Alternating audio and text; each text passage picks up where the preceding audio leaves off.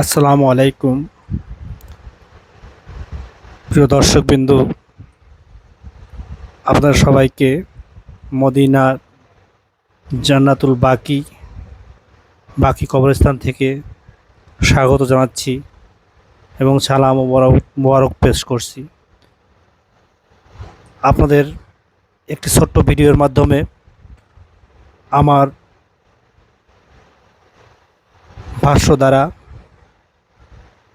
এই জান্নাতুল বাকি সম্পর্কে কিছুটা বিবরণ তুলে ধরতে চেষ্টা করব ইনশাল্লাহ। আপনারা জানেন এই জান্নাতুল বাকি বা বাকি কবরস্থানে আমাদের প্রিয় নবী হজরত মোহাম্মদ সাল্লাল্লাহু আলাইহি সাল্লামের পরিবারের অধিকাংশ সদস্য অর্থাৎ তার স্ত্রী, কন্যা, ছেলে ও অন্যান্য আত্মীয় স্বজন থেকে শুরু করে হাজার হাজার সাহাবীর কবর রয়েছে জান্নাতুল বাকিতে। এই কবরস্থানটির অবস্থান মসজিদে নববীর পূর্ব দিকে। ইমাম মালিক রহমতুল্লাহ আলাইহি এর বর্ণনা মতে জান্নাতুল বাকিতে রয়েছে প্রায় 10,000 সাহাবীর কবর, কিন্তু কোনো কবরেরই নামফলক নেই। জান্নাতুল বাকিতে রয়েছে নবী কন্যা হজরত ফাতেমা রাদিয়াল্লাহু আনহু ও হজরত রোকাইয়া রাদিয়াল্লাহু আনহু, নবীর চাচা হজরত আব্বাস রাদিয়াল্লাহু আনহু, নবী পুত্র হজরত ইব্রাহিম রাদিয়াল্লাহু আনহু, নবীর দৌহিত্র হজরত হাসান রাদিয়াল্লাহু আনহু, হজরত ওসমান ইবনে মাউস রাদিয়াল্লাহু আনহু, নবীর দুধমাতা হজরত হালিমা সাদিয়া রাদিয়াল্লাহু আনহু, উম্মুল মোমিনিন হজরত আয়েশা রাদিয়াল্লাহু আনহু, ইসলামের তৃতীয় খলিফা হজরত ওসমান রাদিয়াল্লাহু আনহু, চতুর্থ খলিফা হজরত আলী রাদিয়াল্লাহু আনহু, সাহাবী হজরত আব্দুর রহমান ইবনে আউফ রাদিয়াল্লাহু আনহু, হজরত সাদাত ইবনে আবি ওয়াক্কাস রাদিয়াল্লাহু আনহু, হজরত আব্দুল ইবনে মাউস রাদিয়াল্লাহু আনহু প্রমুখের কবর এখানে অবস্থিত। জান্নাতুল বাকিতে প্রবেশ মুখে আলাদা করে ঘেরাও করে রাখা হয়েছে দুইটি কবর। এই দুটি কবরের একটি হজরত ফাতেমা রাদিয়াল্লাহু আনহু এর এবং অপরটি হজরত আয়েশা রাদিয়াল্লাহু আনহুর। কবরস্থানের শেষ দিকে হজরত ইসলামের তৃতীয় খলিফা হজরত ওসমান রাদিয়াল্লাহু আনহু এর কবর। হুজুরে পাক মদিনার থাকা অবস্থায় তার দুধ ভাই হজরত ওসমান ইবনে মাউস রাদিয়াল্লাহু আনহু এর মৃত্যু হলে সাহাবায়ে কেরাম জিজ্ঞেস করেছিলেন তাকে কোথায় দাফন করা হবে। হুজুর সাল্লাল্লাহু আলাইহি সাল্লাম বললেন, আমাকে আদেশ দেওয়া হয়েছে তাকে বাকিউল গারকাদ দাফন করা হবে। এভাবে জায়গাটি কবরস্থানের জন্য নির্ধারিত হয়। সেখানে সর্বপ্রথম হুজুর সাল্লাল্লাহু আলাইহি সাল্লামের দুধ ভাই হজরত ওসমান ইবনে মাউস রাদিয়াল্লাহু আনহুকে দাফন করা হয়। তারপর কবরস্থানের পরিধি তিন দিকে বাড়াতে থাকে, তিন দিকে বাড়াতে থাকে। বর্তমান বিশাল জায়গা জুড়ে জান্নাতুল বাকি বিস্তৃত। হজরত সাল্লাল্লাহু আলাইহি সাল্লাম প্রায় শেষ রাতে জান্নাতুল বাকিতে যেতেন এবং দোয়া করতেন। দোয়ায় নবী সাল্লাল্লাহু আলাইহি সাল্লাম কবরবাসীদের জন্য ক্ষমা প্রার্থনা করতেন। জান্নাতুল বাকি জিয়ারতের জন্য খুলে দেওয়া হয় ফজর ও আসরের নামাজের পর। যথারীতি ফজরের নামাজ শেষে আমাদের উমরা সফরের 13তম দিনে ফজরের নামাজ শেষে আমরা জান্নাতুল বাকিতে প্রবেশ করি এবং জিয়ারত করি। আমাদের আল্লাহ সৌভাগ্য দান করেছিলেন একটা আবেগঘন পরিস্থিতি। এখানে না আসলে বা না দেখলে বোঝানোর কোনো উপায় নেই। মসজিদ নববী ও জান্নাতুল বাকির মাঝখানে হারতুত ও দাগওয়াত নামে একটি পাড়া ছিল। সেখানে মসজিদে নববীর খাদেমরা পরিবার নিয়ে বসবাস করতেন বলে জানা যায়। 1405 হিজরি মসজিদ নববী সংস্কারের সময় এই পাড়া অন্য জায়গায় স্থানান্তর করা হয়। এখন জায়গাটি মসজিদ নববীর বারান্দা হিসেবে ব্যবহার করা হচ্ছে।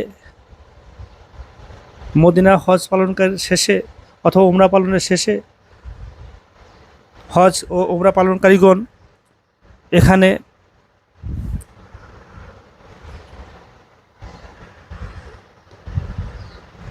এসে থাকেন এবং জান্নাতুল বাকি জিয়ারত করে থাকেন।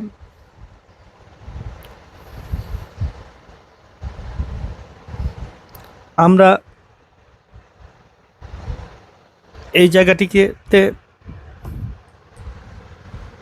ইসলামের এক স্তম্ভ এবং নবী মুহাম্মদ সাল্লাল্লাহু আলাইহি ওয়াসাল্লামের পরিবারবর্গ সহ সাহাবীগণের যে কবরস্থান রয়েছে সেগুলো সারিবদ্ধভাবে এক প্রান্ত দিয়ে প্রবেশ করে অন্য প্রান্ত দিয়ে বের হয়ে যাওয়াই এখানকার নিয়ম। এখানে দাঁড়িয়ে দোয়া দরুদ পড়ার মতো কোনো অবকাশ নেই। একদিক দিয়ে সেনাবাহিনী প্রহরায় ঢোকানো হচ্ছে, অন্য দিক দিয়ে বের করে দেওয়া হচ্ছে। সবচেয়ে বড় ব্যাপার হলো এখানে যে হাজার হাজার কবর রয়েছে, লক্ষ লক্ষ প্রায় কবর রয়েছে অগণিত। একদিক দিয়ে তাকালে অন্যদিকে দৃষ্টি গোচর হওয়াটাই মুশকিল। এখন অনেক প্রশস্ত এই কবরস্থান। এই কবরস্থানে কোথাও কোনো কবরটিও পাকা করা হয়নি, কোনো কবরে কোনো নাম ফলকও দেওয়া হয়নি, শুধু একটু উঁচু ডিবির মতো রয়েছে এবং কবরের চিহ্নিত করার জন্য কবরের পাশে একটি প্রস্তরখণ্ড রেখে দেওয়া হয়েছে। তো একজন মুমিন মুসলমানের কবর কীরূপ হওয়া উচিত তা নিঃসন্দেহে মক্কা মদিনার এই সকল কবরস্থানে গেলে বোঝা যায়। এবং আমরা প্রত্যশই প্রতিটি এলাকা থেকে বাংলাদেশের বিভিন্ন অঞ্চল থেকে মানুষ এ সকল কবরস্থান জিয়ারত করে থাকেন, দেখে থাকেন, ঘুরে থাকেন এবং এ সম্পর্কে ইতিমধ্যে বিভিন্ন অনলাইন মাধ্যমেও প্রচার প্রচারণা রয়েছে, ভিডিও রয়েছে। এরপরও আমাদের দেশে মানুষ কবর উঁচু করা পাকা করার জন্য ব্যস্ত হয়ে যায় এবং কবরের নাম ফলক দিয়ে একটি মাজার পর্যন্ত রূপান্তর করার স্পর্ধা দেখিয়ে থাকে। আসলে ইসলাম কি এবং ইসলামের বিধান কি এটা আমাদের দেশের মানুষের আমরা বুঝতে এবং মানতে নারাজ। ইসলাম মক্কা মদিনা থেকে এসেছে। নবী মুহাম্মদ সাল্লাল্লাহু আলাইহি ওয়াসাল্লামের বিধান উঁচু কবর এবং মাজারকে গুঁড়িয়ে দেওয়ার কথা বলা হয়েছে, ছবি মূর্তিকে ভেঙে দেওয়ার কথা বলা হয়েছে। সেখানে আমাদের দেশে একজন মানুষ মারা গেলে তার কবরটাকে স্থায়ীভাবে পাকা করে রেখে দেওয়াই যেন একটা নীতি হয়ে দাঁড়িয়েছে, যেখানে জান্নাতের সার্টিফিকেট প্রাপ্ত সাহাবীগণ শায়িত আছেন নবী মুহাম্মদ সাল্লাল্লাহু আলাইহি ওয়াসাল্লামের পরিবারের সদস্যবর্গদের মধ্যে অনেকেই। কারো কবরেই কোনো নাম ফলক নেই, কারো কবরে কোনো পাকা করা নেই। সমতল এক ভূমিতে কবরগুলো অবস্থিত এবং সেখানে নেই কোনো জিয়ারতের সেই মহা উৎসব। ও এ সকল ভ্রমণের মধ্য দিয়ে বা আমাদের শিক্ষা নেওয়া উচিত আমাদের কবরগুলো কেমন হবে, আমরা কবরগুলো কিভাবে তৈরি করব, আমাদের কবরগুলো স্থায়িত্ব কিভাবে থাকবে, এ সকল বিষয় আমাদের জানা আবশ্যক এবং আমরা জেনে বুঝে সেভাবেই কবরগুলো নির্মাণ করা উচিত বলে আমার বিনীত নিবেদন। জান্নাতুল বাকি আসলে বাকি কবরস্থান নামে পরিচিত। আমাদের দেশের ভাষায় জান্নাতুল বাকি হিসাবে অনেকেই চিনে, যার জন্য আমি জান্নাতুল বাকিতে ব্র্যাকেটে লিখে দিয়েছি। বিশাল এই কবরস্থানে হাজার হাজার মানুষ, অনেক সম্মানিত আল্লাহর নবীর পরিবারবর্গ এবং সাহাবীগণ শায়িত আছেন,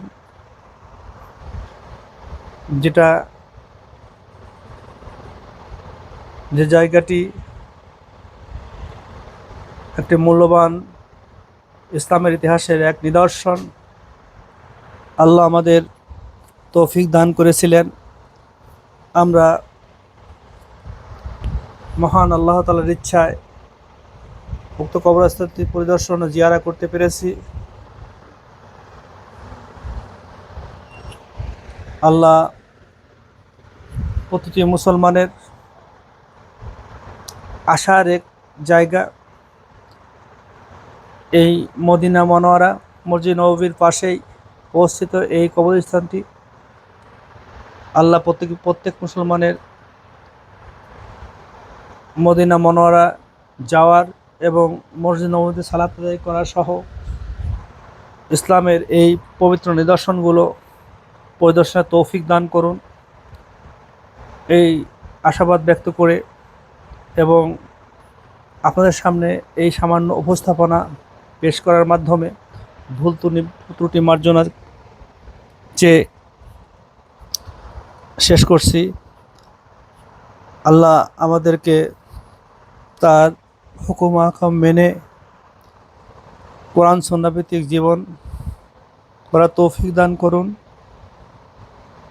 নবী মুহাম্মদ সাল্লাল্লাহু আলাইহি ওয়াসাল্লামের অনুসারী হিসেবে তার বর্ণিত নির্দেশিত পথে আমাদের চলার তৌফিক দান করুন। আল্লাহ আমাদের দিনের সঠিক বুঝ দান করুন। আমিন। আলহামদুলিল্লাহ রব্বিল আলামিন। আমিন।